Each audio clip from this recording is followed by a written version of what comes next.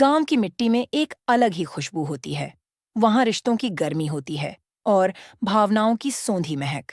ऐसी ही एक कहानी है सीमा और रूपा की, देवरानी और जेठानी।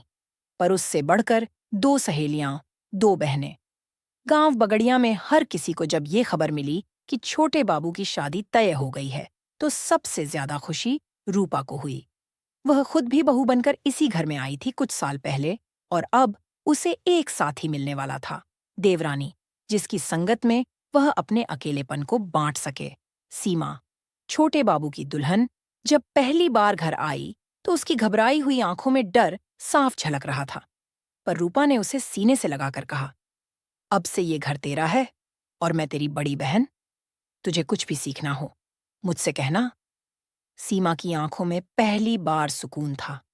वो दोनों साथ में रोटियां बेलतीं, खेतों में जातीं और रात को छत पर बैठकर तारे गिनतीं।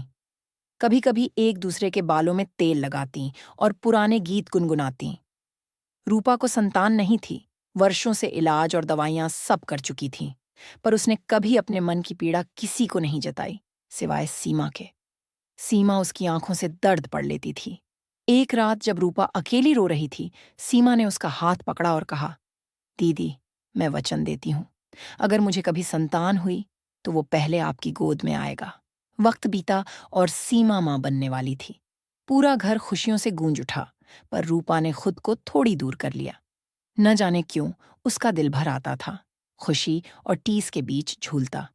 सीमा ने एक दिन रूपा को अपने पास बुलाया और बोली, दीदी, याद है वचन? जब बच्चा होगा उसका पहला स्पर्श आपकी गोद में होगा।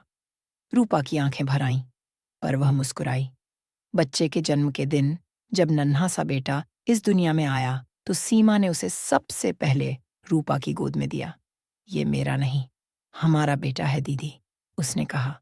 रूपा ने उस नन्हे को सीने से लगाते हुए कहा, आज मैं मां बनी हूं, तेरे प्रेम ने मुझे ये सुख दिया। गांव में जब भी कोई रिश्तों की मिसाल देता तो कहता, देवरानी, जेठानी का वो रिश्ता देखा है, माँ बेटी से भी बढ़कर। सीमा और रूपा का रिश्ता उस मिट्टी की तरह था, जो चाहे धूप हो या बारिश हमेशा जीवन को थामे रखती है। उनकी कहानी गांव के दिल में हमेशा जिंदा रहेगी।